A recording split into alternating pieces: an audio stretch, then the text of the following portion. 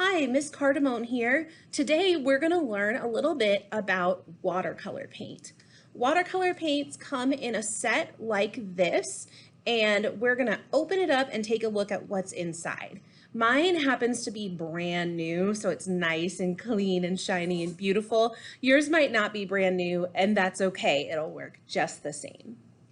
When I open up my watercolor, I notice that there's not wet paint. It's pretty dry in there, and that's normal. It might be wet if someone used it the class period before you, but a lot of times the paint in there is going to look kind of dry, and that's what it should look like.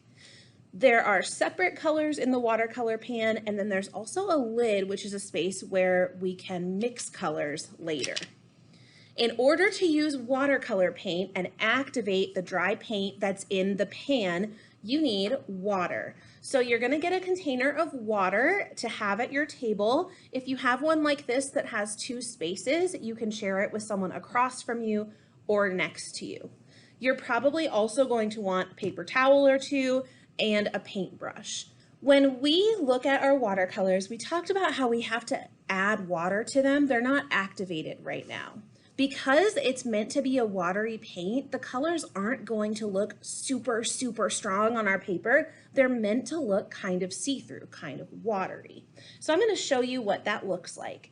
I'm going to take some water on my brush and I'm going to add it to the color that I want to use. In this case, I want to use red. You can just watch right now. You don't need to do anything with yours.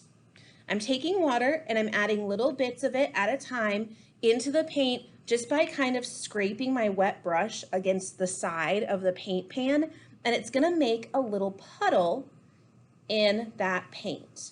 I want to make sure my puddle doesn't overflow, so that's about as full as I want it. Now when I'm going to use a color, the more I mix it up, the stronger my color is going to be. But when I mix and when I dip in for paint, I'm never going to dig into the paint and scoop out a bunch. That's not what watercolor is made for. I'm going to stay on the surface. That's what I'm always thinking to myself, stay on the surface. So I'm going to stay on the surface but dip into my paint a little bit. And you'll see I get a really light red. It's almost hard to see on the camera, isn't it? Kind of pink. But now I'm going to mix it. Remember, the more I mix it, the stronger it's going to be. So only staying on the surface, I'm going to mix the water and the paint a little bit. And now I'm going to dip in on the surface. And wow, now I can see that that's a little bit stronger color, right? That's a little bit stronger red. I can still kind of see through to my paper underneath. That's just what watercolor is supposed to look like. But I've got a stronger color. Let's see if I can make it even stronger. Staying on the surface, but I'm going to mix it up. The more I mix it, the stronger it'll be. And then again, staying on the surface, I'm just going to dip into that puddle. And now my red is even a little bit stronger. Now let's say I want to use a different color. I don't want to take my red and dip into my yellow because that's going to ruin my yellow paint. It's very important to rinse my brush between colors. So I'm going to take my brush and rinse it off really well.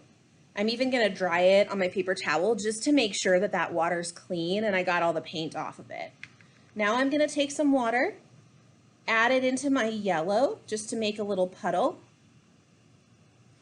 I'm going to mix it up, staying on the surface. The more I mix it, the stronger it's going to be.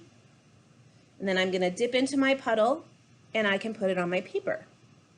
I can also use my brush different ways to get different types of marks. So if I dip into my yellow and I use the very tip of my brush, I'm going to get a thinner mark. But if I dip in with the side of my brush, I can get a bigger mark and I can fill big spaces with color really quickly. So that's very efficient. Now let's try mixing colors. I have a yellow and I have a green, but let's say I want kind of a yellow green, like a lime green, an alien green. I'm going to take some of the yellow. I've already got a puddle there, so I'm just going to put some on my brush and I'm going to put it up in the lid just by tapping down onto that lid. And you can see I'm creating a puddle of paint that's staying on the lid. Now, am I going to dip right into my green? I'm not, because I don't want to mix my colors in the pan. I want to mix it in the lid. So I'm going to take my yellow paintbrush. I'm going to rinse it off really well. Check that I've got all the yellow off. And then I'm going to make a little puddle in the green and do my same process. I'm going to mix it a little bit, staying on the surface. And then I'm going to take a little bit of my green and add it into my yellow.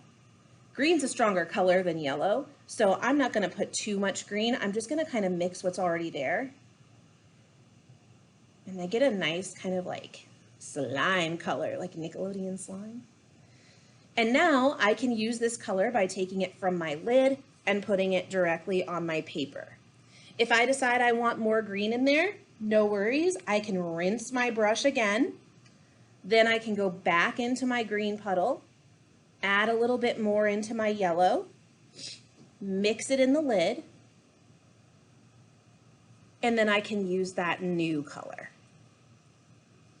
When you're done, let's say I've done my whole painting, I'm going to again rinse my brush really well. I'm going to take it to the sink and wash it with soap and water. But now I've got a mess in my tray. So I'm going to take a new paper towel. I'm going to take a dry paper towel, and I'm just going to wipe up that puddle of that slime color that I made in there. And now my tray is ready for the next person to mix colors in if they want to. Then carefully, I'm going to take this tray, and I have to be careful because there are puddles in here and I don't want them to spill into each other. I'm going to take my tray carefully over to the sink, the counter, and I'm just going to set it on the counter like this so that it can dry before the next person wants to use it.